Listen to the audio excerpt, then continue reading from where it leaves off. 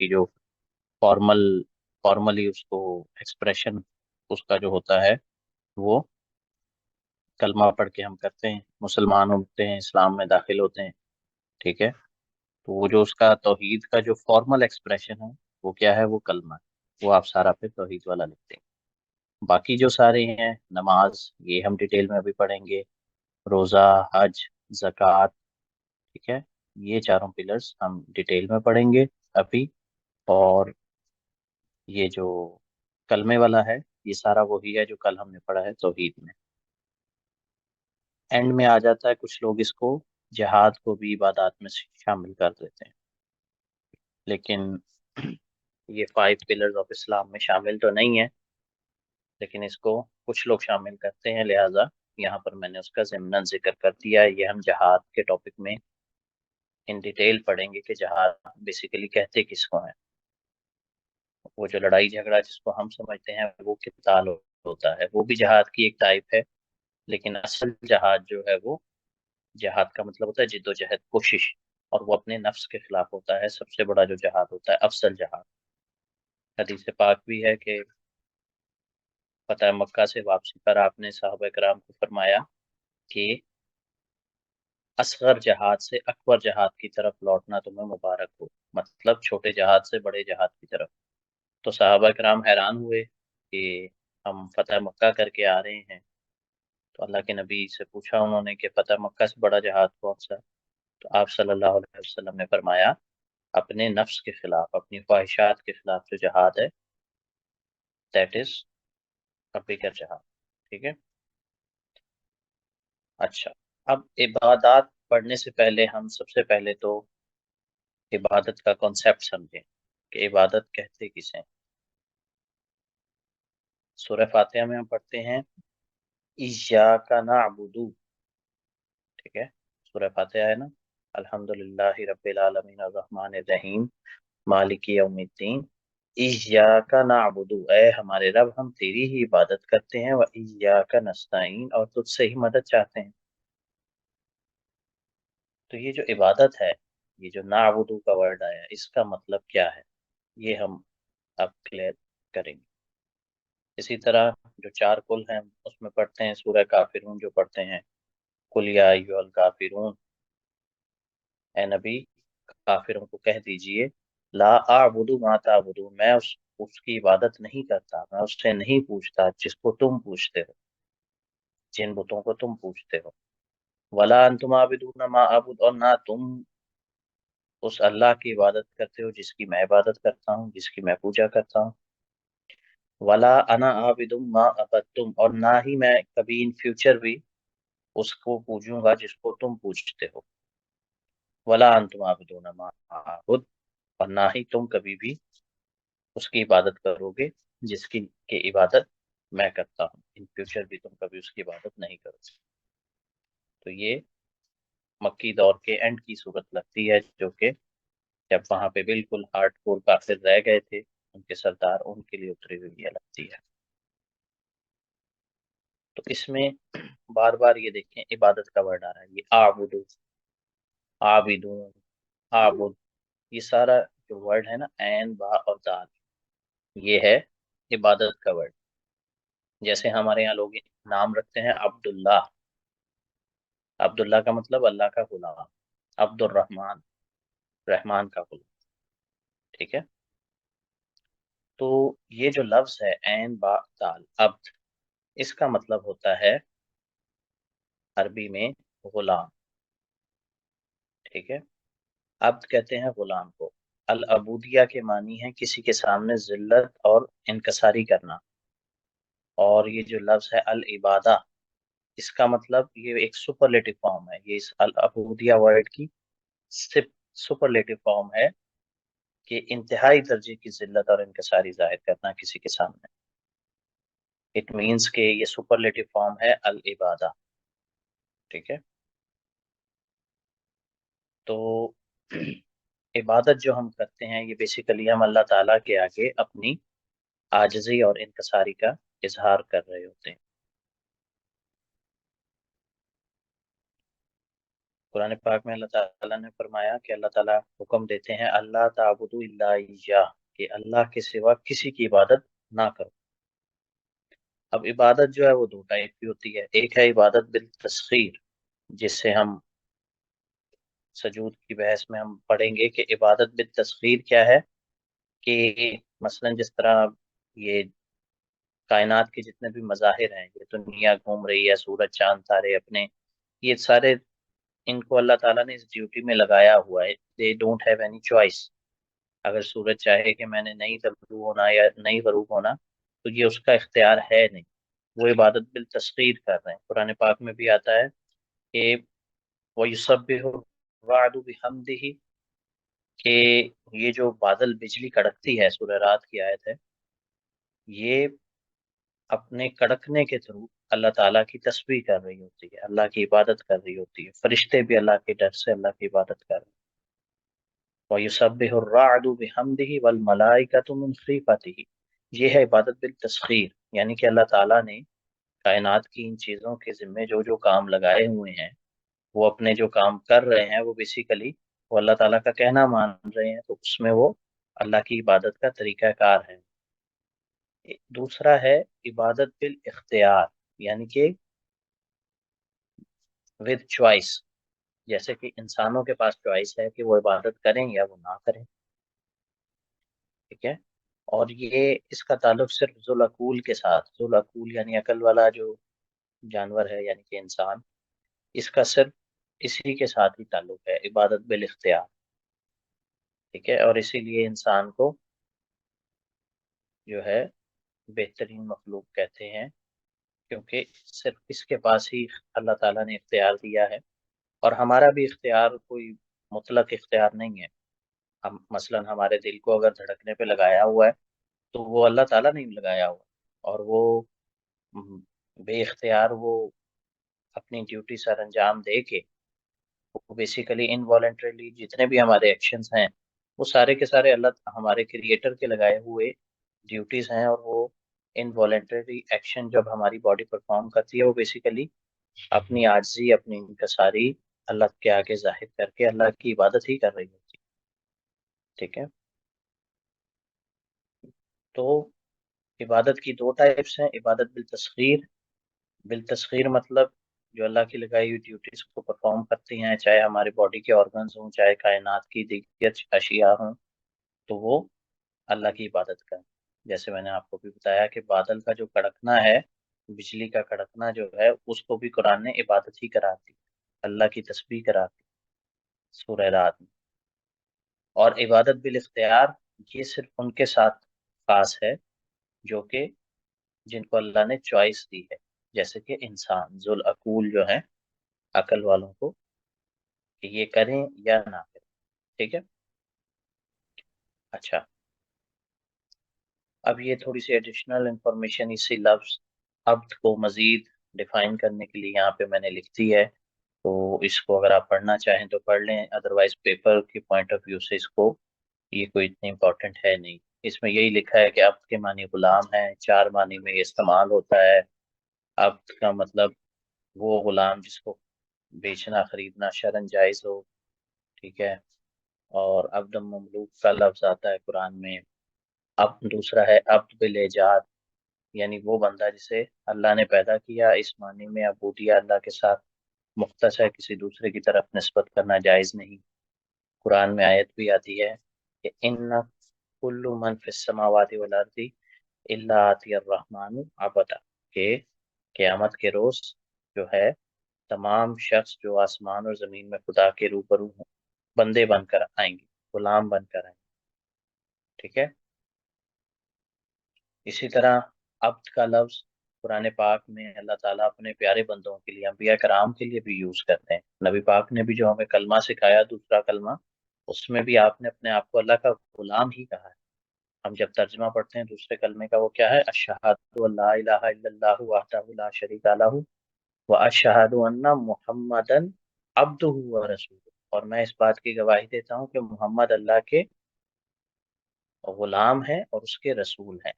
یہ اردو والے ہم لوگ ذرا ادباً ہم غلام ترجمہ نہیں کرتے، ہم کہہ دیتے ہیں جی محمد اللہ کے بندے اور اس کے رسول، لیکن جو ایکچوئل ترجمہ جو نبی پاک نے ہمیں سکھایا وہ کیا ہے کہ محمد صلی اللہ علیہ وسلم اللہ کے غلام اور اس کے رسول. ٹھیک ہے. تو قرآن پاک میں جگہ جگہ انبیاء کرام کے لیے عبد کا لفظ یوز ہوا. وَاذْكُرْ عَبْدُنَا ایوب، ہمارے بندے ایوب کا ذکر کرو.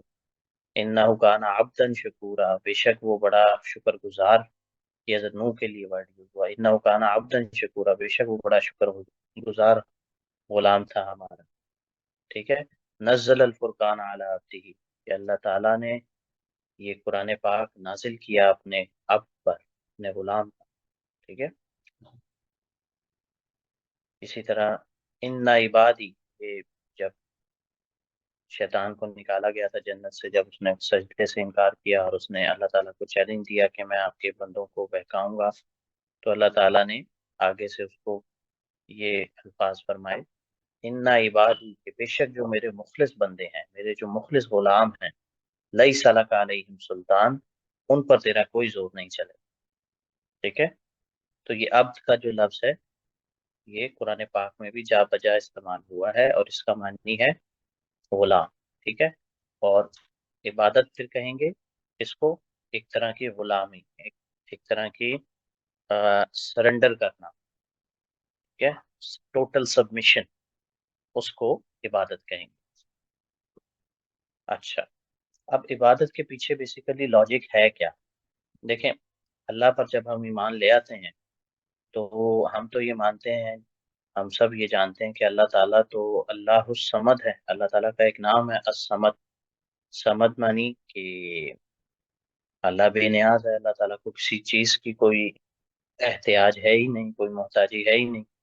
نہ اللہ تعالیٰ کو کھانے کی ضرورت ہے، نہ پیسوں کی ضرورت ہے، نہ کسی طرح سے کوئی ہماری تعریفوں کی ضرورت ہے. تو جب اللہ تعالیٰ کو کسی چیز کی ضرورت ہے ہی نہیں، تو پھر ہم اپنی فیلنگز، اپنا اخلاص اللہ تعالیٰ کے ساتھ کیسے شو کریں؟ تو یہ اللہ تعالیٰ کے ساتھ اپنا اخلاص شو کرنے کا ایک ذریعہ جو ہے وہ یہ عبادت ہے. کہ ہاں ٹھیک ہے، ہمیں پتہ ہے کہ ہمارا مالک جو ہے وہ بے نیاز ہے، اس کو کسی چیز کی ضرورت نہیں. قرآن پاک میں آتا ہے کہ یہ جو تم قربانی کرتے ہو، اس کا نہ خون اللہ کو پہنچتا ہے، نہ اس کا گوشت اللہ کو پہنچتا ہے. ہاں، تقویٰ کچھ پہنچتا ہے، اگر کوئی تقویٰ ہو اس میں تو وہ اللہ کو پہنچتا ہے. ٹھیک ہے. کیونکہ قربانی جو بھی ہوتی ہے اس کا گوشت کون کھاتے ہیں؟ یہ غریب لوگ ہی کھاتے ہیں، اللہ تعالیٰ کے پاس تھوڑی بھیج دیتے ہیں. تو لاجک کیا ہے عبادت کے پیچھے؟ جب ہمارے مالک کو کسی چیز کی ضرورت ہی نہیں تو ہم اپنا اخلاص کیسے شو کروائیں؟ ہم کیسے بتائیں کہ ہم مخلص ہیں، اللہ کے مخلص بندے ہیں، ہم اللہ سے محبت کرتے ہیں، اللہ کی بات مانتے ہیں؟ تو اپنا اخلاص شو کروانے کا جو ایک طریقہ ہے وہ ہے عبادت. اچھا، اب عبادت کس طرح کی ہو؟ تو آپ یہ جتنی بھی عبادات ہیں، نماز، روزہ، حج، زکوٰۃ، ان کی آپ نیچر دیکھیں. وہ نیچر کیا ہے کہ وہ انسان کی نیچر میں جو آسائش پسندی رکھی گئی ہے اس کی تھوڑی سی نفی کرتا ہے انسان، تو اللہ نے اس کو عبادت کا درجہ دے دیا ہے. مثال کے طور پہ انسان کو کھانا پینا پسند ہے، انسان کا دل نہیں کرتا بھوکا پیاسا رہنے کو، لیکن اس خواہش کو تھوڑا سا ریگولیٹ کر کے کہ اچھا چلو، سورج نکلنے سے لے کے سورج غروب ہونے تک تم نے بھوکا رہنا ہے، کچھ کھانا پینا نہیں ہے، اللہ کی خاطر بھوکا رہنا ہے، تو اس کو عبادت کا درجہ دے دیا.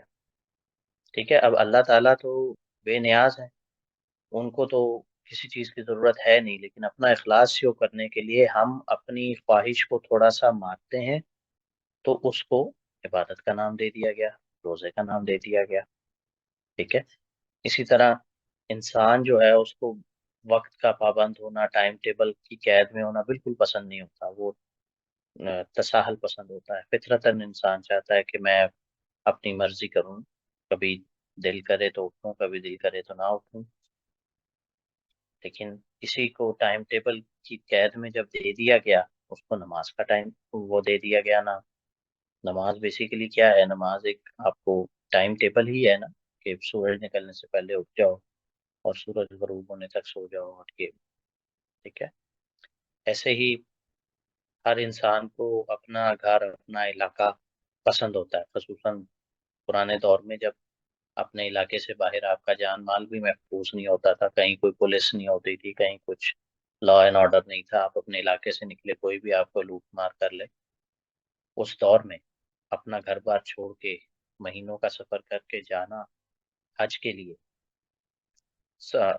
راستے کی تکلیفیں اٹھانا، سارا وہ تکلیفیں اٹھا کے گرمی میں اور جیسے بھی وہاں پر پہنچنا اور واپس آنا اتنی شدید مشقت کا کام، لیکن یہ جو اپنے گھر اپنے علاقے کی محبت ہے اس کو قربان کرنا اللہ کی خاطر ونس ان لائف ٹائم، اس کو حج کا نام دے دیا گیا. ٹھیک ہے. اسی طرح مال جو ہے، مال انسان کو بہت پسند ہوتا ہے، انسان کا دل نہیں کرتا کہ وہ کسی کو دے. اب اسی مال میں سے لگا دیا گیا کہ جی 2.5% اللہ کی راہ میں خرچ کرو، اس کو زکوٰۃ کو، اس کو بھی عبادت کا نام دے دیا گیا. تو لاجک کیا ہے بیسیکلی؟ یہ چوتھے سپارے کی پہلی آیت اگر آپ پڑھیں، لن تنالوا البر حتی تنفقوا مما تحبون، تم نیکی کو قطعاً پا ہی نہیں سکتے unless you spend from your dearest، کہ حتیٰ کہ تم خرچ نہ کرو اس میں سے جو تمہیں بہت محبوب ہے. اسی میں آگے 2 رکوع کے بعد چل کے حضرت ابراہیم علیہ السلام والا واقعہ آ جاتا ہے کہ ان کو 85 سال کی عمر میں جا کے اللہ نے اولاد دی، بیٹا دیا. اس سے بڑی محبت تھی حضرت اسماعیل علیہ السلام سے، پھر حکم آ گیا کہ چلو اب چھری پھیر دو اس پہ. تو کانسیپٹ کیا ہے؟ کانسیپٹ یہی ہے کہ اپنی محبوب چیز پہ چھری پھیرنا جو ہے وہ ہے عبادت. ٹھیک ہے. تو یہ ہماری جتنی بھی عبادات 5 پلرز آف اسلام ہے، نماز، روزہ، حج، زکوٰۃ، یہ بیسیکلی کسی نہ کسی ہماری محبت پہ ہم چھری پھیر رہے ہوتے ہیں. زکوٰۃ دے رہے ہیں تو مال کی محبت پہ چھری پھیر رہے ہیں، روزہ رکھ رہے ہیں تو خوراک کی محبت پہ، غذا کی محبت پہ چھری پھیر رہے ہیں. نمازیں پڑھ رہے ہیں ٹائم پہ تو وہ ہم اپنے یہ جو لیجر پن جو ہوتا ہے ہمارا اس پہ ہم چھری پھیر رہے ہیں، وقت کا قید اپنے آپ کو پابند بنا رہے ہیں. حج پہ جا رہے ہیں، آج کل تو خیر حج وہ اس طرح سے بدنی عبادت تو نہیں رہی جو اس کا اصل کانسیپٹ تھا، آج کل تو مالی عبادت بن کے رہ گئی ہے. لیکن ایکچوئل جب یہ حج فرض تھا ہوا جس وقت، اس وقت آپ سوچیں آج سے 100 سال پہلے تک بھی کتنا مشکل کام ہے یہاں سے اونٹوں پہ اور پیدل جانا حج کرنا. ٹھیک ہے. تو عبادت کے پیچھے بیسک کانسیپٹ کیا ہے؟ سیکریفائس، اپنی کسی محبوب چیز پر سیکریفائس کرنا اللہ کی خاطر. کیونکہ اور تو کچھ ہم اللہ تعالیٰ کو تو ان کی ضرورت کی کوئی چیز دے ہی نہیں سکتے، نہ ان کو کچھ پیسے چاہیے، نہ ان کو کھانے کی چیز پہنچتی ہے. ان کو اللہ تو بے نیاز ہے، اللہ الصمد ہے. ٹھیک ہے. یہ آیت جو میں نے آپ کو بتائی کہ اللہ کو نہ قربانی کا گوشت پہنچتا ہے نہ خون پہنچتا ہے، ہاں تقویٰ ہو تو تقویٰ پہنچتا ہے. ٹھیک ہے. اچھا. اب اللہ تعالیٰ اتنے بے نیاز ہیں کہ قرآن پاک میں یہ آیت آتی ہے کہ اگر اللہ چاہتا تو تمام کے تمام انسانوں کو ایک ہی امت بنا دیتا، سب کے سب مسلمان ہو جاتے. Had Allah willed, he could have easily made you one community of believers. سب کے سب ایمان لے آتے، کوئی کافر ہوتا ہی نہ دنیا. But he leaves to stray whoever he wills and guides whoever he wills. ٹھیک ہے. تو یہ بیسیکلی آپ اس آیت کو ہمیشہ بلکہ اکثر پڑھتے بھی رہا کریں، ایون سی ایس ایس ہو جائے یا اس کے بعد بھی، کہ اللہ تعالیٰ کو کسی چیز کی کوئی احتیاج نہیں ہے. یہ دنیا میں جتنے بھی غیر مسلم ہیں یہ اللہ کی منشا ہے تو یہ ہیں، ورنہ اگر اللہ تعالیٰ چاہتے سب کے سب مسلمان ہو جاتے. یہ اللہ تعالیٰ نے ہمارے امتحان کے لیے یہ کافر بھی بنائے ہیں. ٹھیک ہے. تاکہ ہمیں ٹیسٹ کر سکے. اچھا. یہ تھوڑی سی ایڈیشنل انفارمیشن ہے. اصل میں یہودی اپنی طرف سے کچھ چیزوں کو حلال کر رہے تھے، کچھ چیزوں کو حرام کر لیتے تھے. تو ان کو بیسیکلی اس آیت میں بتایا گیا تھا کہ کیا کیا چیز بیسیکلی حرام ہے اور کن چیزوں کا اللہ حکم دیتا ہے. ان کی 10 کمانڈمنٹس الگ تھی یہ، لیکن ابھی فی الحال اس ٹاپک سے ریلیٹڈ نہیں ہے، ایڈیشنل انفارمیشن. اچھا. یہ یہاں پہ لکھی میں نے یہ اس لیے تھی کیونکہ ہمارے یہاں کچھ لوگ اپنی طرف سے بعض باتوں کو عبادت مان لیتے ہیں کہ اچھا جی یہ وظیفہ پڑھتے رہو، یہ عبادت ہے، یہ کر لو وہ عبادت ہے، فلانی جگہ چلے جاؤ، فلانی دیگ چڑھا دو، یہ کر دو وہ کر دو. ٹھیک ہے، کھانا کھلانا نیک کام ہے بھوکے کو، لیکن جو دین کی فرض عبادات ہیں وہ یہی 5 پلرز آف اسلام ہے جو ہم آج پڑھیں گے. ٹھیک ہے، تو یہ بیسیکلی یہودیوں کا ایک حرکت ہوتی تھی کہ وہ اپنی مرضی سے جس مرضی چیز کو دین کا حصہ بنا لیتے تھے اور جس مرضی چیز کو نکال دیتے تھے دین سے. اچھا، اب یہاں سے ہمارا شروع ہوتا ہے اصل میں ٹاپک کہ 5 پلرز آف اسلام کیا ہیں جی. 5 بنیادی عبادات. سب سے پہلے شہادت دینا، گواہی دینا، یعنی کلمہ. کلمے پہ ہم سارا کا سارا کل جو ہم نے توحید کا پڑھا وہی لکھیں. ٹھیک ہے، کہ شہادت دینا، ایک اللہ کی گواہی دینا کہ اس کے سوا کوئی معبود نہیں ہے، محمد صلی اللہ علیہ وسلم اس کے رسول ہیں، اور اس کے ساتھ کسی کو شریک نہ ٹھہرانا. یہ سارا اسلام کی بیسک روح ہے، تمام انبیاء کرام کی تعلیمات کا حاصل ہے، کرکس آف اسلام ہے. ٹھیک ہے. اچھا، اس کے بعد ہے نماز، روزہ، حج، زکوٰۃ. یہ ہیں 5 پلرز آف اسلام. جہاد کو کچھ لوگ شامل کرتے ہیں، کچھ علماء کرام اس کو شامل نہیں کرتے کیونکہ جہاد کے فرضیت کے بہت سارے ایف اینڈ بٹس ہیں، اس کی بہت ساری شرائط ہیں کہ وہ کن صورتوں میں جا کے جہاد بالسیف یعنی قتال تو بالکل ہی لاسٹ اس میں جا کے فرض ہوتا ہے، اور قتال جو ہے وہ ایکچولی وہ جہاد اکیلا وہ نہیں ہے، وہ جسٹ ون کائنڈ آف جہاد. اصل جہاد کیا ہے؟ جہاد بالمال ہے، جہاد بالنفس ہے، اور یہ ہم جہاد کے ٹاپک میں پڑھیں گے. چلیں جی. اب یہ آپ سے جب بھی سوال پوچھے گا نا، وہ کوئی بھی ایک عبادت دے کر اس کا سوال آپ سے یہ پوچھ لے گا کہ عبادت کہتے کس کو ہیں. اس میں آپ بتا دیں گے کہ جی یہ اوپر سارا جو ہم پڑھ کے آئے ہیں، اور کہ جی عبد کا مطلب غلام ہونا ہے، انکساری کرنا ہے، اور سارا یہ. اور اس کے بعد وہ آپ سے پوچھتا ہے کہ اس اسپیسیفک عبادت کی ان 5 عبادات میں سے کوئی ایک تو وہ دے کر وہ آپ سے پوچھے گا. فرض کریں زکوٰۃ کا کہہ کر وہ پوچھ لیتا ہے، یا نماز کا کہہ کے وہ پوچھ لیتا ہے، یا روزے کا کہہ کے وہ پوچھ لیتا ہے کہ اس کے امپیکٹس بتائیں، اسپرچول امپیکٹس بھی بتائیں، سوشل امپیکٹس بھی بتائیں. تو عبادات کے مور اور لیس جو امپیکٹس ہیں وہ سب کے سیم ہیں. مثلا وہ آپ سے روزے کے امپیکٹس پوچھے، زکوٰۃ کے پوچھے، حج کے پوچھے، کسی کے پوچھے، تو آپ اس میں اس کے اسپرچول امپیکٹس میں یہ سارے لکھ سکتے ہیں کہ جی یہ خدا سے کنیکٹ کرتا ہے، کرتی ہے یہ عبادت ہمیں، یہ گریٹر ایمپتھی ہوتی ہے، ہمدردی بڑھتی ہے لوگوں میں، ایک دوسرے کا درد دل بڑھتا ہے، مسلمانوں کو عبادت کے بارے میں یہ عبادت سکھاتی ہے، مسلمانوں کو اسلام سے ان ٹچ رکھتی ہے یہ والی عبادت، یہ کلوزر کنیکشن ٹو گاڈ ہو جاتا ہے، اور انکریز گریٹیٹیوڈ، انسان شکر گزار زیادہ ہو جاتا ہے اللہ کا اس عبادت سے، پیشنس ہو جاتا ہے، اور بہت ساری اچھی عادات آ جاتی ہیں. اس سب اس اسپیسیفک عبادت سے تقوی بڑھتا ہے، اور اللہ کی موجودگی کا احساس ہوتا ہے. ٹھیک ہے، اس کا ریمائنڈ. یہ سارے اسپرچول امپیکٹس میں آپ نے لکھ دینے.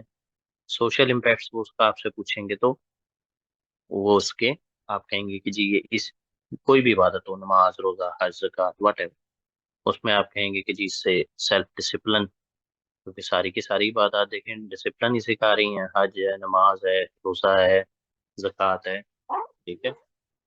اسی طرح فزیکل اینڈ مینٹل ہیلتھ اس کو بہتر کرتی ہیں، پروموٹ کرتی ہیں. کمیونٹی بلڈنگ سب سے اہم جو چیز ہے کسی بھی عبادت کی وہ یہی ہے، کمیونٹی بلڈنگ ہے. امپروو فوکس اینڈ کنسنٹریشن ہے، گریٹر ایمپتھی ہے، یونیفارمٹی ہے، گاڈ فیئرنگ ایٹیٹیوڈ ہے، لو فار ہیومینٹی ہے، سیلف لیس ڈیڈز ہیں. ٹھیک ہے. یہ اس کے سوشل امپیکٹس آ. یہ ایک بڑا اچھا کال ہے امام عبید اللہ سندھی کا کہ خدا پرستی کا لازمی نتیجہ انسان دوستی ہے. ٹھیک ہے. اگر ہماری عبادت کے بعد بھی ہمارے اندر مخلوق کے لیے درد پیدا نہیں ہوتا تو ہماری عبادت میں کچھ کمی ہے. اچھا، یہ تو ہو گیا اب تک انٹروڈکشن کہ عبادت ہوتی کیا ہے، عبادت کے پیچھے لاجک کیا ہے، سیکریفائس، اپنی اپنی خواہشات کا سیکریفائس. ٹھیک ہے. اور یہ امپیکٹس آ گئے اس عبادت کے اسپرچول اور سوشل امپیکٹ. کوئی بھی عبادت وہ آپ سے پوچھے یہ آپ اس کے ساتھ لکھ سکتے ہیں. اب ہم اسپیسیفکلی عبادات کا پڑھ لیتے ہیں کہ اگر وہ فرض کریں آپ سے حج کے بارے میں پوچھتا ہے تو آپ اس میں یہ سارا کچھ بتائیں گے. حج ہے کیا؟ بیسیکلی ذی الحج کا جو مہینہ ہوتا ہے اس کی 8 سے لے کے 12 تاریخ تک کے جو ایام ہوتے ہیں اس کو ایام حج کہتے ہیں. اور ان میں جو 9 ذی الحج ہے، جو یوم عرفہ جس کو کہتے ہیں، اس دن جا کے عرفات کے میدان میں سٹے جو کر لیتا ہے دیٹس اٹ، وہ حج ہو جاتا ہے. بس یہ سمپل سی چیز ہے کہ وقوف عرفات جو ہے وہ حج ہے. باقی سارے واجبات ہیں اس کے، وہ آپ کر لیں، اچھی بات ہے، سنت ہیں، واجب ہیں. لیکن یہ اگر آپ 9 تاریخ کو جا کے بس ادھر عرفات کے میدان میں سٹے کر لیتے ہیں آپ حاجی ہو گئے. سمپل. ٹھیک ہے. وقوف عرفہ.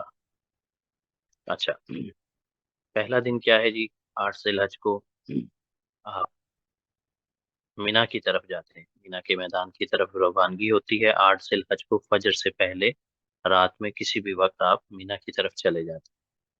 تو مناسک حج میں مینا میں ظہر، عصر، مغرب، عشاء اور 9 ذی الحج کو نماز فجر ادا کرنی ہوتی ہے مینا کے میدان. یہ 5 نمازیں مینا میں پڑھنا اور رات کو قیام اور عبادات میں گزارنا یہ سنت ہے. ٹھیک ہے.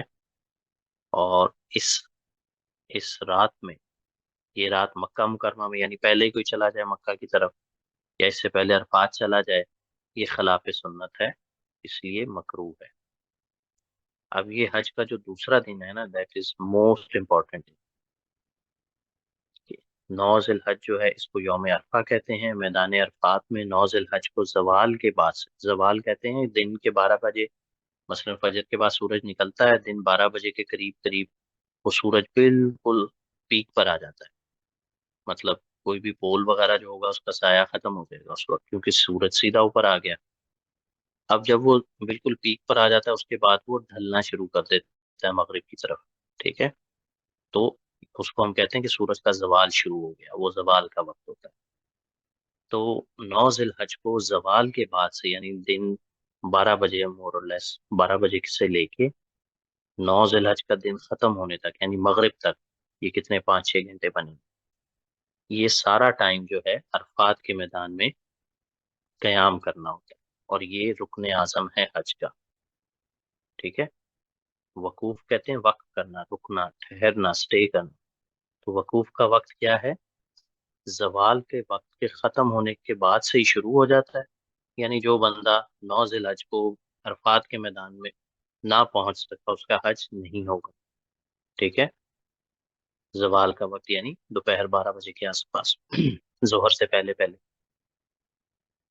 تو وقوف کا جو وقت زوال کا وقت ختم ہونے کے بعد سے شروع ہو جاتا ہے اور 10 ذی الحج کی صبح صادق سے پہلے تک ہے. تو یہ جو وقوف ہے نا، یہ ہے حج کا رکن اعظم، وقوف عرفات. اور جس بندے کا یہ اسکپ ہو گیا، مس ہو گیا، تو اس کا حج نہیں ہوگا. ٹھیک ہے. اور جس نے یہ کر لیا وہ حاجی ہو گیا. تو یہ عربی شہزادے وغیرہ بھی مینا میں جائیں نہ جائیں، ڈائریکٹ عرفات کے میدان میں پہنچ جاتے ہیں وہاں پہ زوال کے وقت سے پہلے، تاکہ صرف چند گھنٹے اسٹے میں دوپہر 12 بجے سے لے کے اور نیکسٹ ڈے کی مارننگ تک وہاں پہ رہ کے اور حاجی بن جاتے ہیں ایک دن. تو میدان عرفات میں غروب آفتاب تک ٹھہرنا تو ہر صورت لازم ہے. بہتر یہ ہے کہ آپ نیکسٹ ڈے کی مارننگ تک، صبح صادق تک، یعنی سحری کے ٹائم تک رکیں 10 ذی الحج کے. لیکن مغرب تک تو آپ نے ہر صورت رکنا ہی رکنا ہے. اس سے پہلے اگر آپ حدود عرفات سے باہر نکل جائیں تو یہ سخت جرم ہے، اور پہلے نکل جائیں تو اس پر دم لازم آتا ہے. دم کا مطلب آپ ایز اے فائن وہاں پہ کوئی قربانی وغیرہ، کوئی دمبا یا بکرا وغیرہ وہاں پہ ذبح کریں. تو حج کے ایام میں جو بھی کہیں پہ بھی آپ سے مسٹیک ہوتی ہے تو آپ وہاں پہ دم دیتے ہیں ایز اے فائن. سو بہتر اور افضل تو یہ ہے کہ قبلہ رو کھڑے ہو کر جب سورج عصر کی نماز کی طرف ڈھل جائے تو کھلے آسمان کے نیچے وقوف کیا جائے. زوال کے بعد وقت ظہر کی سنتیں پڑھی جاتی ہیں. پھر حج کا خطبہ سن کر ظہر کی نماز کے سلام پھیرتے ہی عصر کی تکبیریں پڑھ لی جاتی ہیں. تو یعنی کہ اس دن عرفات کے میدان میں دو دو نمازیں ملا کر پڑھی جاتی ہیں. ظہر اور عصر کی، اس کو ظہرین کہتے ہیں. اور اسی طرح میدان عرفات کی مسجد نمرہ میں وقت ظہر میں ظہر اور عصر کی نمازیں ملا کر پڑھی جاتی ہیں، ظہرین. اور اسی طرح جو مغرب اور عشاء ہے ان کو ملا کر پڑھتے ہیں، اس کو کہتے ہیں مغربین. تو میدان عرفات سے 9 ذی الحج کو غروب آفتاب ہوتے ہی مزدلفہ کی طرف روانگی لازم ہے. تو آج وہ دن ہے جس میں آپ مغرب کی اذان بھی ہو رہی ہے لیکن آپ مغرب کی نماز نہیں پڑھتے. ٹھیک ہے، مغرب کی نماز کا وقت تو ہو جاتا ہے لیکن نماز نہیں پڑھتے. کیوں نہیں پڑھتے؟ کیونکہ وہاں پہ مزدلفہ پہنچ کر مغرب اور عشاء کی نمازیں ایک اذان اور ایک ہی جماعت میں ادا کرنی ہوتی. ٹھیک ہے، اس کو کہتے ہیں مغرب ہے. پھر آ جاتا ہے حج کا تیسرا دن یعنی 10 ذی الحج. وہاں پر پہلا واجب کیا ہے کہ آپ مزدلفہ پہنچ گئے ہیں، مغرب عشاء کی نماز آپ نے پڑھ لی ہے، اب آپ وہاں پہ رات گزاریں. یہ سنت موقدہ ہے لیکن وہاں پر رکیں.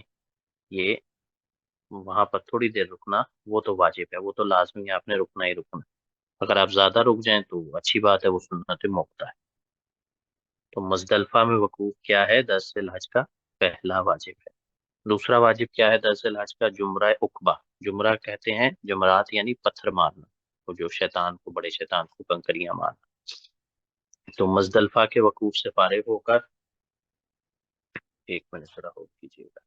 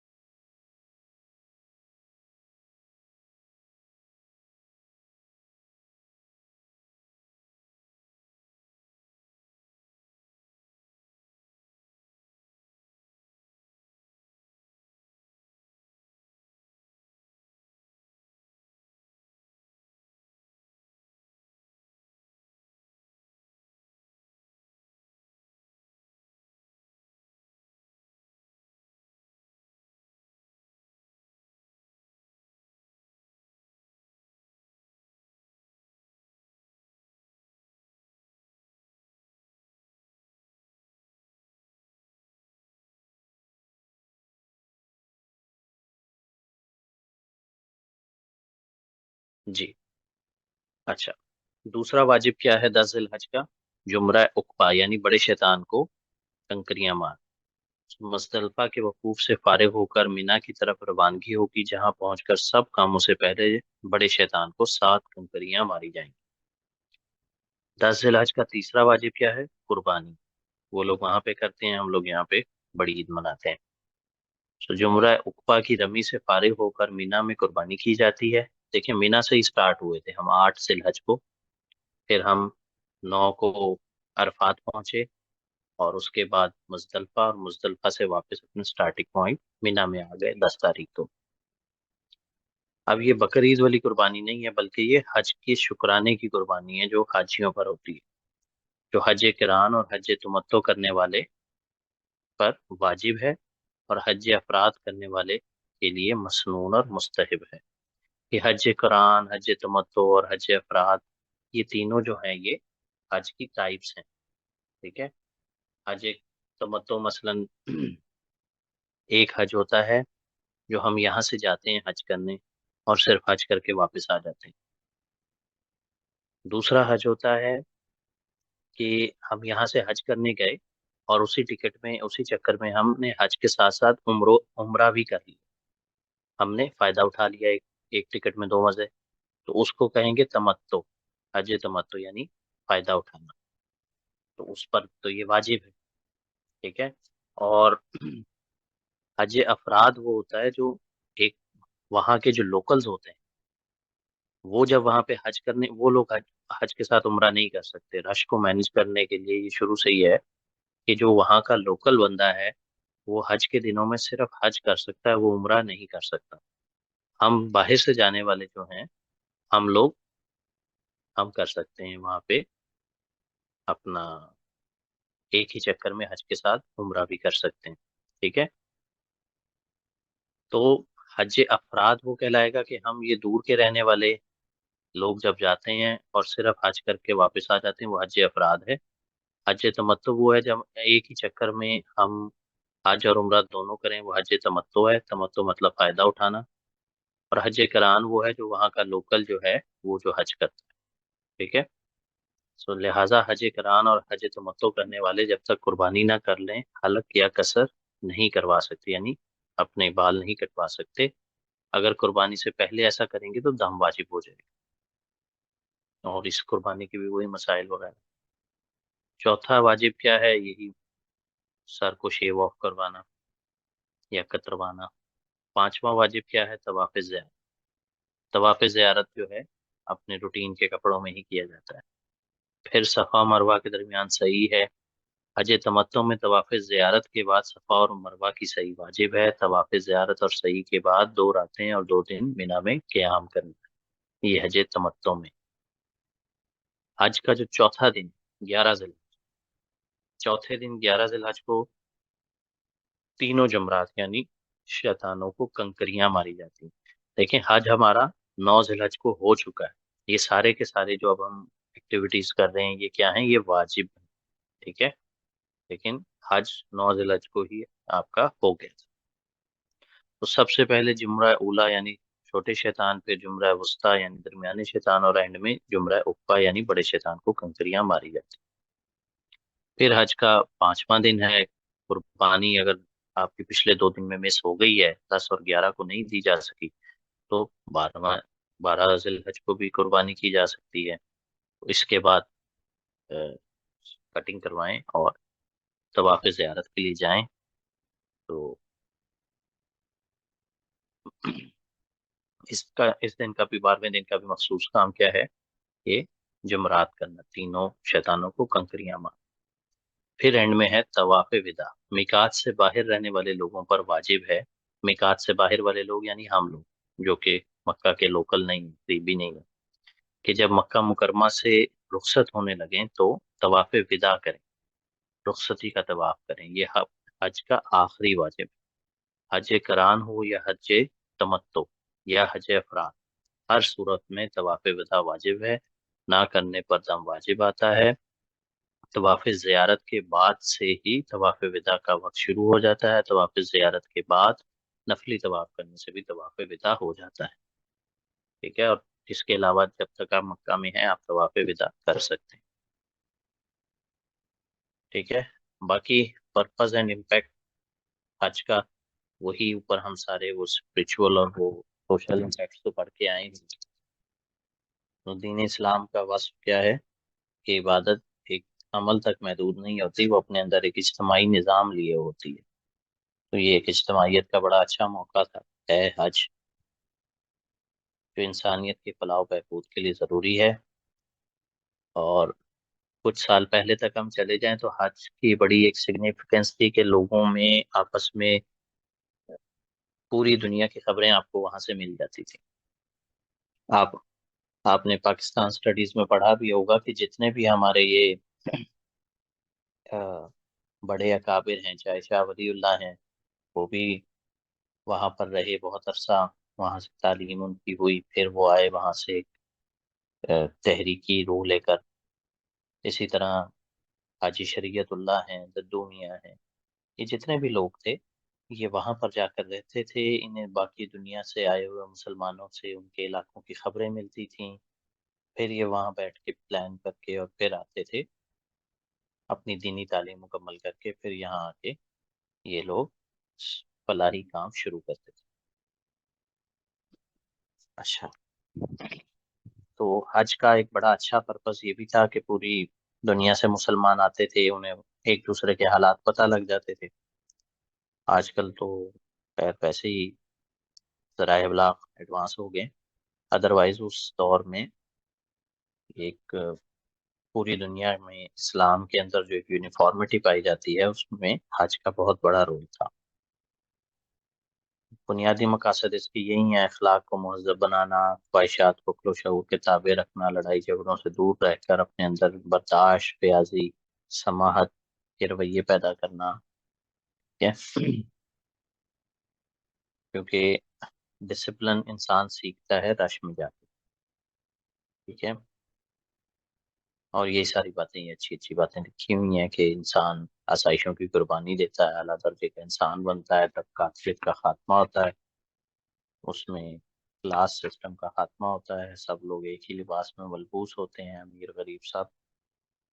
تو دعا بھی یہی سکھائی گئی ہے، قرآن پاک میں آتی ہے دوسرے اس بارے میں کہ ربنا آتنا فی الدنیا حسنۃ وفی الآخرۃ حسنہ، اے ہمارے رب ہمیں دنیا میں بھی بھلائی دے اور آخرت میں بھی۔ ٹھیک ہے جی، یہ ہمارا حج کا ٹاپک ہے، اور حج کے بڑے اجتماع کا بنیادی مقصد اعلیٰ اخلاقی نظم کا مظاہرہ کر کے عالم انسانیت کو اپنا شعوری پیغام دینا ہے۔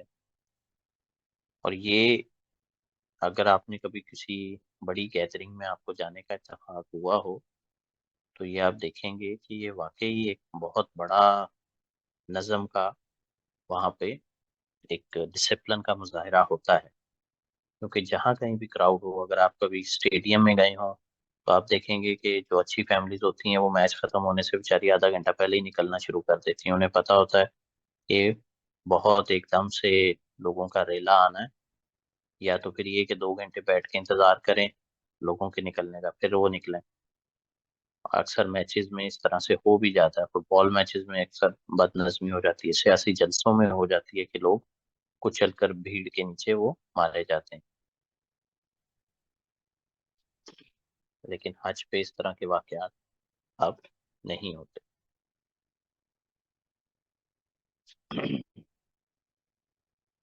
تو اس کا مقصد بیسیکلی کیا ہوتا ہے؟ ڈسپلن سکھانا بھی ہوتا ہے، بڑا مقصد۔ اچھا، حج کے بعد دوسری عبادت ہے ہماری نماز۔ نماز جو ہے نا بیسیکلی عربی زبان کا لفظ نہیں ہے، قرآن پاک میں نہ یہ لفظ آتا ہے، لیکن ہم کیونکہ پرشین انفلوئنس میں رہے ہیں سب کانٹیننٹ والے لوگ، تو ہم نماز، صلات کو جو ہے ہم نماز ہی بولتے ہیں۔ قرآن میں جو لفظ آتا ہے نماز کے لیے وہ آتا ہے صلاح، ٹھیک ہے؟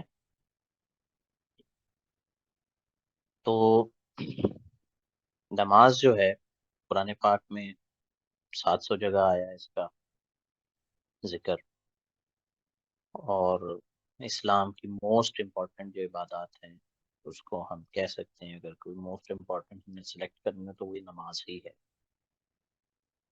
کیونکہ یہ آپ کو حج بھی زندگی میں ایک بار ہے، زکوٰۃ ایک بار ہے، روزہ سال میں صرف ایک مہینہ ہے، لیکن جو نماز ہے وہ ایسی چیز ہے کہ وہ دن میں 5 بار آپ کو اللہ سے کنیکٹ کرتی ہے، 5 بار آپ کو اللہ کا غلام ہونا یاد کراتی ہے۔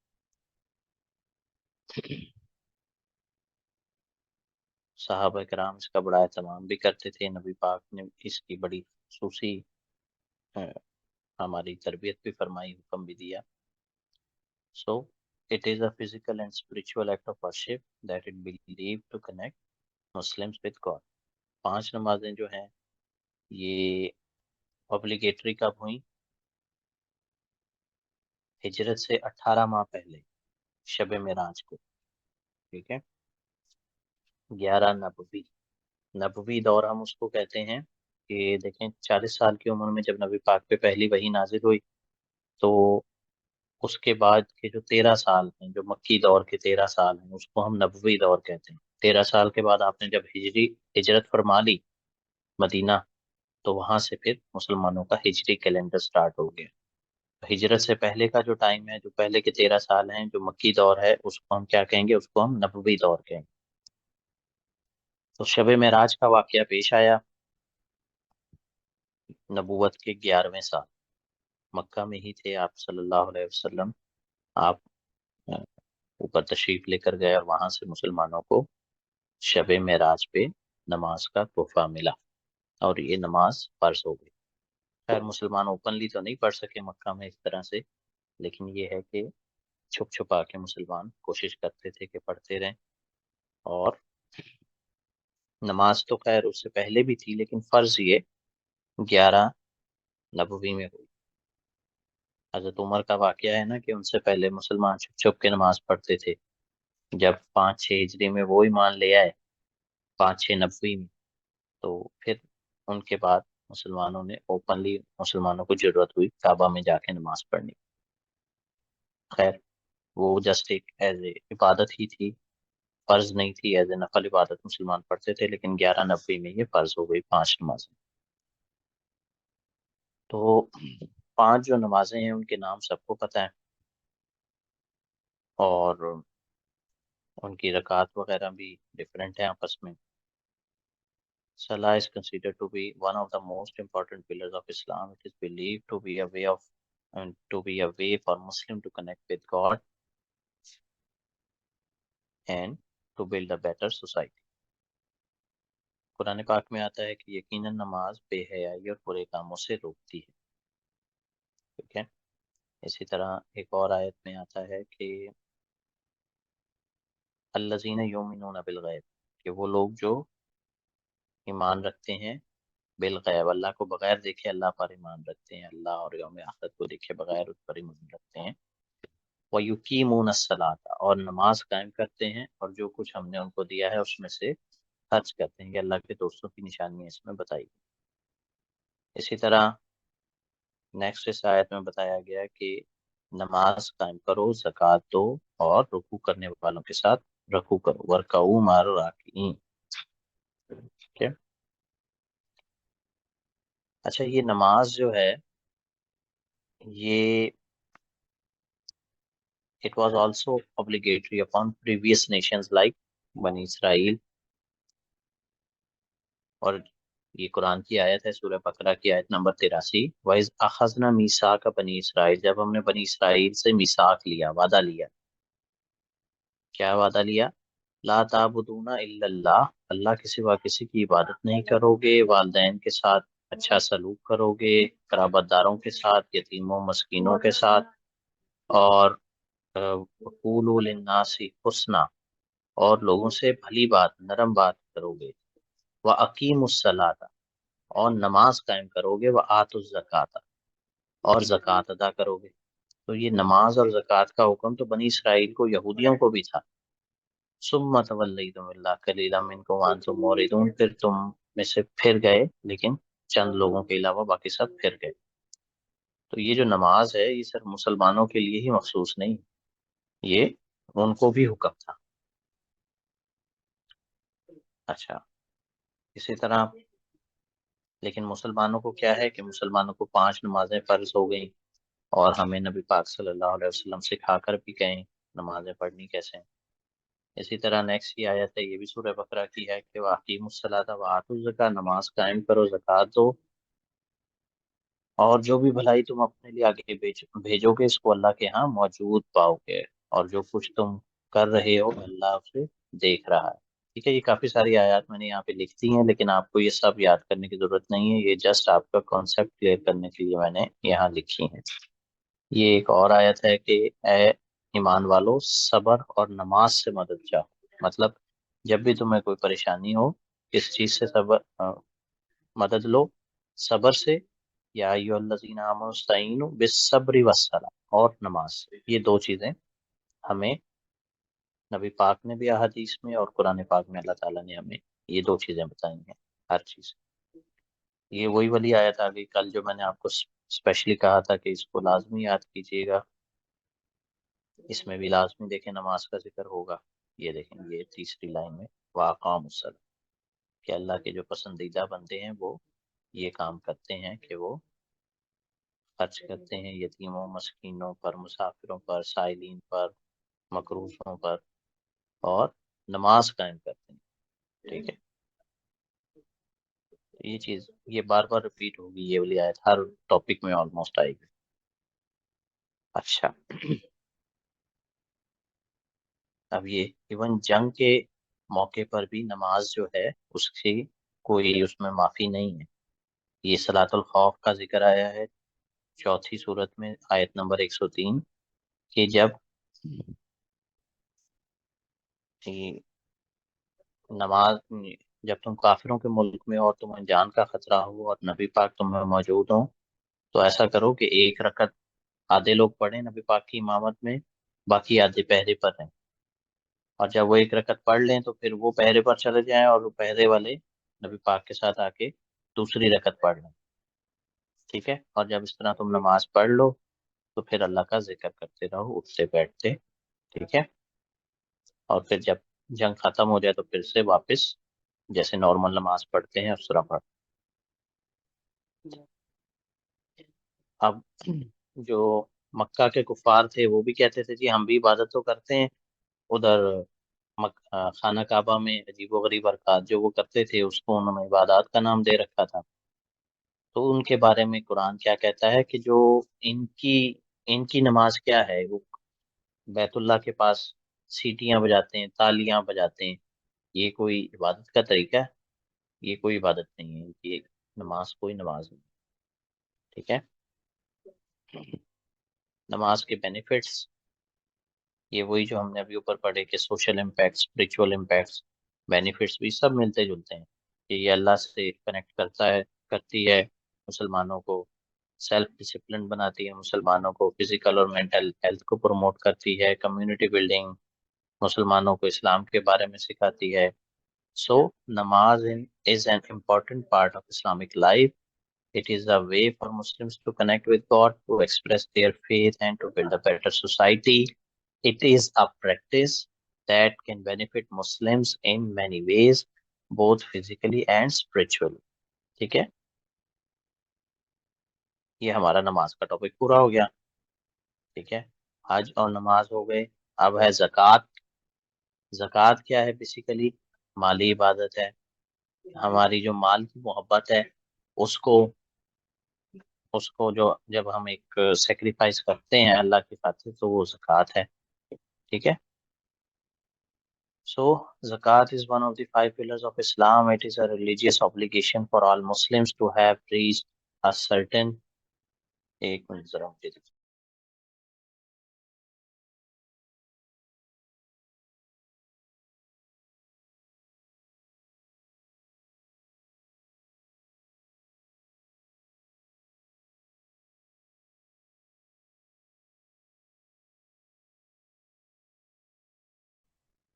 اچھا جی، zakat is one of the five pillars of Islam. It is a religious obligation for all Muslims who have reached a certain level of wealth. یعنی کہ نصاب، جو صاحب نصاب ہوں ان کے اوپر زکوٰۃ لازم ہے۔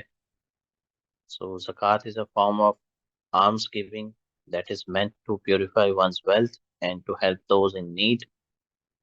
The amount of zakat that is due is calculated based on نصاب۔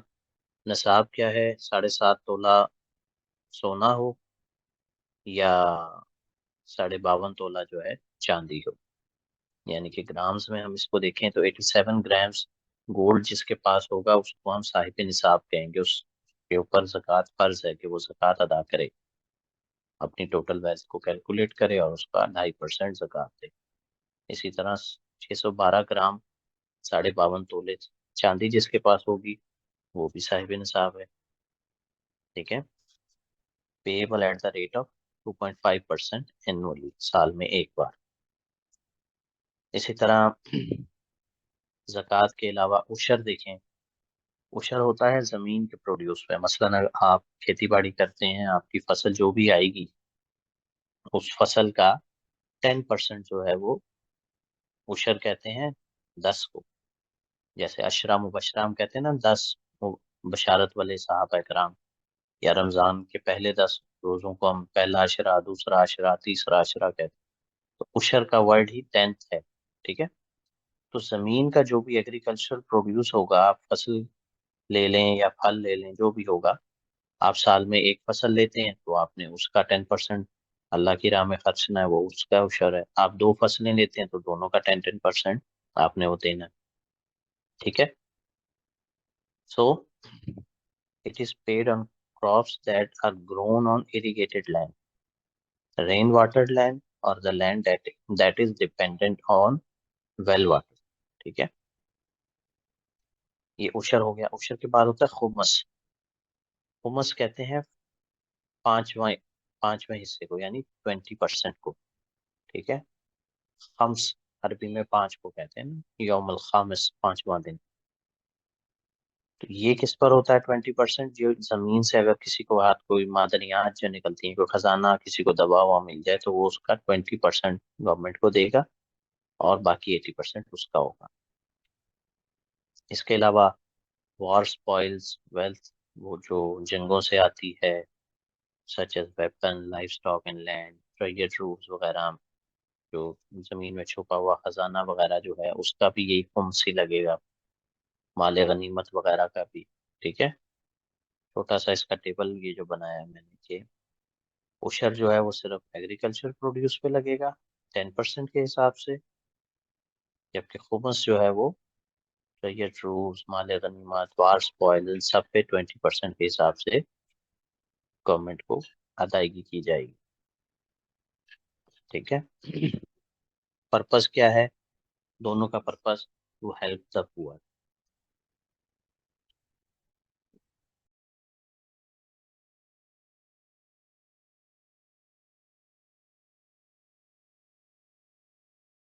اچھا، ٹھیک ہے جی.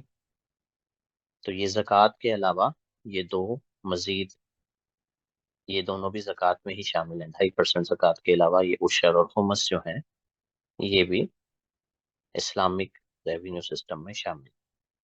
تو زکوٰۃ از ٹیپیکلی پیڈ اینولی. ہم لوگ رمضان میں پے کرتے ہیں یوزلی، لیکن یہ فرض نہیں ہے کہ رمضان میں ہی دیں. جب بھی آپ کا فسکل ایئر کمپلیٹ ہو جائے، زکوٰۃ پیبل ہو جاتی ہے. زکوٰۃ کے مصارف قرآن پاک میں جو بتائے گئے ہیں کہ یہ کن لوگوں پہ خرچ کی جا سکتی ہے، وہ 8 ہیں. یہ 8 آپ یاد کر لیں. یہ MCQs کے حساب سے بھی لازمی آتا ہے کہ زکوٰۃ کن لوگوں پہ خرچ کی جا سکتی ہے. یہ میں نے کلرز کے ساتھ تھوڑا واضح کرنے کی کوشش کی ہے. یہ دیکھیں، انما الصدقات، بے شک زکوٰۃ اور صدقات جو ہیں کس پر خرچ کیے جا سکتے ہیں؟ للفقراء، فقیروں پر، والمساکین، مسکینوں پر، والعاملین علیہ. والعاملین علیہ مطلب عامل سے مراد جو عملہ ہوتا ہے محکمہ زکوٰۃ کا، ان کی تنخواہیں بھی اس میں سے دی جا سکتی ہیں. والمؤلفۃ قلوبہم، اور تالیف قلب کے لیے، مثلا جو لوگ نئے نئے مسلمان ہوتے تھے، ان کو بڑا وہ ایک، ان کو خوش کرنے کے لیے، ان کو رجھانے کے لیے بھی پیسے دیے جا سکتے. ٹھیک ہے، والمؤلفۃ قلوبہم، جیسے کہ فتح مکہ کے بعد جو لوگ ایمان لائے، ابو سفیان وغیرہ، اور ان کے بارے میں یہی بات کہتے ہیں نا کہ یہ جو بدری صحابہ کرام تھے، کبار صحابہ کرام تھے، وہ تو کہتے تھے کہ تم تو، یہ آیت تو تم لوگوں کے لیے اتری، والمؤلفۃ قلوبہم، کہ تم تو پیسے دے کے مسلمان کیے گئے ہو، تم ہمارے مہاجرین کے برابر کیسے ہو سکتے ہو. ٹھیک ہے، وہ پھر رقاب، کیونکہ فتح مکہ کے موقع پر یہ جو مکہ کے بڑے بڑے سردار کئی تھے، ابو سفیان، اس کا بیٹا، اور ان لوگوں کو نبی پاک صلی اللہ علیہ وسلم نے 100 اونٹ بھی دیے تھے، صرف کس لیے کہ مکہ کا شہر ہے، یہاں پہ خون خرابہ نہ کریں. یہ ہار تو یہ چکے ہیں، لیکن اگر اب بھی یہ لڑ پڑیں گے تو کچھ نہ کچھ تو یہاں پر بہے گا. اچھا، اس کے بعد وفر رقاب، گردنیں چھڑانے کے لیے، مطلب غلام آزاد کروانے کے لیے بھی دی جا سکتی ہے، زکوٰۃ کا استعمال ہو سکتا ہے. والغارمین، غارمین کہیں گے قرض داروں کو جن کی گردنیں قرض میں دبی ہوئی. وفی سبیل اللہ، اور اللہ کی راہ میں، وہ اپنی سبیل، اور ابن سبیل راستے کا بیٹا، یعنی مسافر، مسافروں پر بھی خرچ کی جا سکتی ہے زکوٰۃ. تو یہ 8 مصارف زکوٰۃ ہیں، ان کو آپ لازمی یاد کریں. MCQ تو یہ لازمی آتا ہے. ٹھیک ہے، the poor, the needy, those who employed to zakat, to collect zakat. مؤلف، کسی کو الفت ڈالنے کے لیے، کسی نیو مسلم کو اسلام کی طرف زیادہ رجھانے کے لیے. اس کو بھی پیسے دیے جا سکتے ہیں. To slave, to free slave, to debtors, those who fighting for the cause of Allah, اور ٹریولرز. یہ 8 مصارف زکوٰۃ ہیں. So, zakat is an important part of Islamic finance. It is a way for Muslims to purify their wealth and to help those in need. اچھا، یہ جو زکوٰۃ والا ہم نے ابھی پڑھا ہے، زکوٰۃ، عشر اور خمس، اگر عبادات سے ہٹ کے اسلامک اکنامک سسٹم کا بھی اگر سوال آ جائے تو اس میں بھی آپ یہی سارا کچھ لکھیں گے کہ اسلامک اکنامک سسٹم میں یہ ذرائع آمدن ہیں اور ان پر خرچ کیے جا سکتے ہیں. زکوٰۃ سے آپ پیسہ لے سکتے ہیں، عشر سے، خمس سے، اور خرچ آپ ادھر کر سکتے ہیں ان جگہوں پہ. اور ساتھ میں ایک چیز آپ ایڈ کریں گے کہ سود جو ہے وہ اسلامک اکنامک سسٹم میں بالکل نہیں شامل. سود فری فائنینسنگ ہوگی، جو اتنی بھی فائنینسنگ ہوگی. بس یہ آپ کا اسلامک اکنامک سسٹم کمپلیٹ ہو جائے گا. سو zakat is also a way for Muslim to connect with God and to fulfill their religious obligation. Benefits جو ہیں زکوٰۃ کے کیا ہیں، وہی سارے بینیفٹس ہم اوپر والے لکھیں گے کہ یہ کمیونٹی بلڈنگ ہے، اللہ سے قریب کرتا ہے، یہ ہمیں یہ گریٹر ایمپیتھی ہے. ٹھیک ہے، وہ لکھیں گے ساتھ میں. یہ بھی 4 ایڈ کر لیجئے گا. پیوریفائز. زکوٰۃ کا مطلب بیسیکلی کیا ہے؟ ازکا، مطلب پاک کرنا. تو مین جو قرآن کا کنسیپٹ ہے وہ یہی ہے کہ آپ کے مال کو پاک کرتا ہے. ٹھیک ہے، تو نیڈی کی ہیلپ بھی ہو جاتی ہے، کمیونٹی بلڈنگ بھی ہو جاتی ہے، فارم آف ورشپ بھی ہے.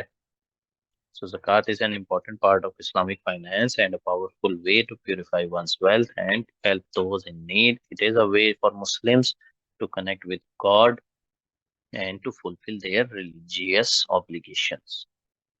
ٹھیک ہے، یہ ہمارا چوتھی عبادت بھی ہو گئی پوری. اب ہے ہماری عبادات میں لاسٹ کیا ہے؟ صوم، روزہ.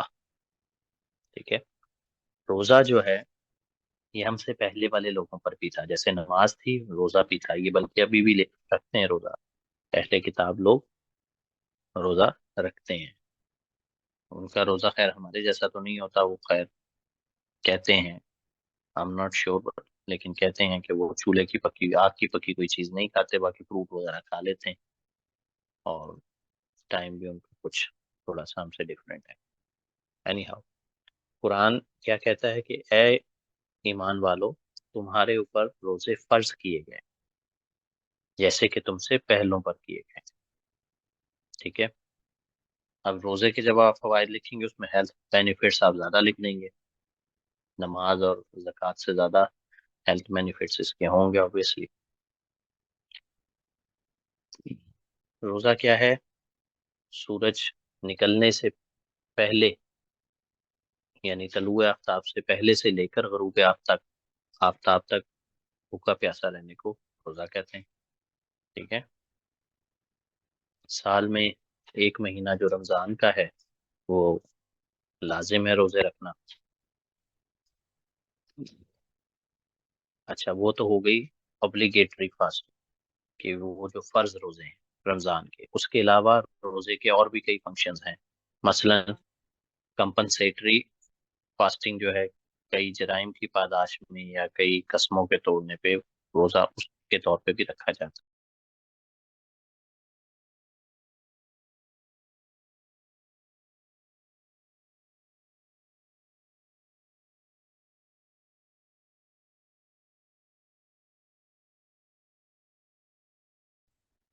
اچھا، اسی طرح یہ دیکھیں، ابھی ہم حج کا پڑھ کے آئے ہیں، تو جو بندہ حج کے موقع پر اس کے پاس قربانی کا جانور نہیں ہے تو فَمَن لَّمْ يَجِدْ فَصِيَامُ ثَلَاثَةِ أَيَّامٍ، تو وہ روزے رکھے گا. اس کے پاس قربانی کے لیے جانور نہیں ہے تو وہ ایز اے کمپنسیشن روزے رکھ لے. 3 وہاں پہ رکھے گا حج کے دنوں میں، اور 7 روزے رکھے گا جب وہ واپس آ جائے گا اپنے ملک میں، اپنے شہر میں. ٹوٹل 10 روزے ایز اے کمپنسیشن وہ رکھے گا. اسی طرح اگر کوئی قسم توڑتا ہے تو اس کا بھی کفارہ ہے. The penalty for a broken oath is to feed 10 poor people. 10 لوگوں کو وہ کھانا کھلائے گا. अब 10 को खाना नहीं खिला सकता तो वो क्या करेगा, उनको कपड़े ले दे, कपड़े भी नहीं लेके दे सकता तो फिर एक गुलाम आजाद कर दे, वो गुलाम आजाद करना उससे भी महंगा काम है, वो भी नहीं कर सकता, तो फिर क्या करे वो, but if one but if none of this is affordable then you must fast 3 days, तो 3 दिन के रोजे रख लो, कसम तोड़ी है तो चलो 3 दिन के रोजे रख लो, this is the penalty for breaking your oath. ठीक है। तीसरी टाइप क्या है, अगर किसी से कोई कत्ल हो जाए, अगर तो जानबूझ के कत्ल किया तो उसकी तो कोई माफी है ही नहीं, चाहे वो दियत भी दे दे, चाहे वो सारी जिंदगी रोजे रख ले, उसकी कोई माफी है ही नहीं। लेकिन किसी से कत्ले खता हो गया, कत्ले अमद नहीं किया उसने लेकिन कत्ले खता हो गया, मसलन रोड पे आप गाड़ी चला रहे थे, आप गलती से आपसे आपकी गाड़ी के सामने कोई आ गया और मर गया बेचारा, या आपसे आपका इरादा नहीं था उसको मारने का लेकिन आपके हाथ से गाड़ी बेकाबू हो गया, आपने उसको मार दिया, तो अब उसका कफारा क्या होगा कि आप उसके घर वालों को दियत देंगे, और अनइंटेंशनल मर्डर की मैं दोबारा बात कर रहा हूँ, इंटेंशनल मर्डर की तो बिल्कुल कोई माफी है ही नहीं, लेकिन अनइंटेंशनल जो मर्डर है, मिस्टेक के साथ जो हो जाए, and whoever kills a believer unintentionally must free a believing slave, कि वो एक गुलाम आजाद करे, पे ब्लड मनी, दियत अदा करे विक्टिम की फैमिली को, हाँ अगर वो माफ कर दें उसके सदका कर दें तो और बात है, लेकिन उसके ऊपर फर्ज है कि वो दे, लेकिन अगर जो मरने वाला मकतूल है वो आपके खानदान का नहीं था, वो किसी दूसरे खानदान का था, तो फिर क्या होगा कि आप एक गुलाम आजाद करेंगे। ठीक है, मसलन वो दुश्मन कौम से है वो मुसलमान है, लेकिन वो दुश्मन कौम से, तो फिर आप सिर्फ एक गुलाम आजाद कर दें, लेकिन अगर वो आपके साथ किसी पीस ट्रूस में थे, किसी एग्रीमेंट में थी वो कौम, तो फिर आप क्या करेंगे, आप उसके फैमिली को ब्लड मनी देंगे और एक गुलाम आजाद करेंगे, और जो ये कुछ ना कर सके वो क्या करेगा, कंसेक्टिव 2 मंथ्स के रोजे रखेगा। ठीक है। और ये रखने के बाद भी जरूरी नहीं है कि आखिरत में भी उसकी माफी हो जाएगी, वो अल्लाह की तरफ से ही है। और ये जो कंसेक्टिव 2 मंथ्स के रोजे होते हैं इनका ये होता है कि अगर एक भी रोजा मिस हो गया, 50 रोजे रख लिए, 51वां मिस हो गया, तो फिर उसको शुरू से पहले से रखना पड़ेगा, क्योंकि कंसेक्टिव का लफ्ज आ गया ना इसमें, सो 60 रोजे कंसेक्टिव रखना लाजिम है इसमें। अच्छा, इसी तरह हज के दिनों में एहराम बांधा हुआ है आपने, तो वो शिकार के बड़े शौकीन थे, अब मक्का तो हुर्मत वाली जगह है, तो वहां पर अगर आप कोई शिकार कर लें तो आपको एज ए कंपनसेशन दाम देना पड़ता है, कोई कुर्बानी करनी पड़ती है, तुम्बे वगैरह की है इसकी। पहली बात तो ये हो गया। ठीक है। या आप to be offer to the secretary और बाय फीडिंग अ नीडी, या भूखों को खाना खिलाएं या फिर रोजे रखें ताकि अपने उसका वबाल चखे। तो यानी कि एहराम की हालत में भी अगर किसी से कोई गुनाह हो जाए, मसलन शिकार वगैरह वो कर ले, तो वैसे तो शिकार गुनाह नहीं है, लेकिन एहराम की हालत में शिकार करना, खून बहाना किसी जानदार का, वो गुनाह, तो उस पर यही होगा कि जैसा जानवर उसने शिकार किया है तकरीबन वैसा वैसा ही जानवर वो कुर्बानी के तौर पे देगा, और अगर वो अफोर्ड नहीं कर सकता तो वो रोजे रखेगा।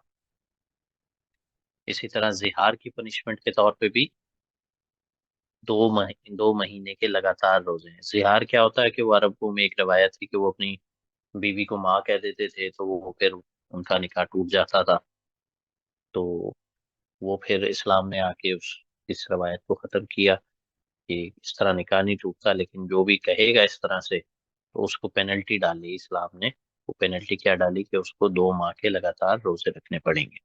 ठीक है। तो ऑब्लिगेटरी रोजे तो हमने पढ़ लिए कि वो होते हैं रमजान के, वो हैं लाजिम रखने, और उसके अलावा जो रोजे हैं वो क्या है, वो कोई कसम के कफारे के तौर पे हैं, वो कोई हज में कुर्बानी नहीं है आपके पास उसके कफारे के तौर पे हैं, वो आपके हाथ से कोई कत्ले खता हो गया तो उसके कफारे के तौर पे 2 माह के रोजे हैं, آپ نے بیوی کو ماں کہہ دیا تو اس کے کفارے کے طور پہ 2 ماہ کے ہیں. اور اسی طرح احرام کی حالت میں اگر آپ سے کوئی آپ نے کسی جانور کا شکار کر لیا تو آپ کے پاس اس جیسا جانور بطور دم دینے کے لیے نہیں ہے، تو پھر آپ اس کی کمپنسیشن کے طور پہ بھی یہ کر سکتے ہیں کہ روزے رکھ لیں. فزیکل اور ہیلتھ بینیفٹس اس کے بہت سارے ہیں. ویٹ لوز ہے، امپروو ڈائجیشن ہے، کرونک ڈیزیز ریڈیوس ہو جاتے ہیں، انکریز انرجی لیول ہے، بوسٹڈ امیون سسٹم ہے. باقی اسپرچول اور سوشل بینیفٹس اس کے سارے وہی ہیں جو ہم نے پڑھے. ان کے general increase self discipline, improve focus, concentration, greater empathy, closer connection to God, increase gratitude. ٹھیک ہے، یہ تھا جی ہمارا آج کا ٹاپک، سارا کمپلیٹ ہو گیا عبادات کا. کل ہم نے پڑھا تھا عقیدہ کہتے کس کو ہیں. عقیدہ مطلب گرا لگانا. اور بیسک 5 عقائد ہم نے کل پڑھ لیے تھے: عقیدہ توحید، رسالت، آخرت، ایمان بالملائکہ اور ایمان بالکتب. آج ہم نے پڑھ لیا عبادات کا. عبادت کا مطلب انکساری کرنا اور انکساری اللہ کے آگے کرنا. ٹھیک ہے، اور اسلام کے جو بیسک 5 عبادات ہیں وہ ہم نے پڑھ لی.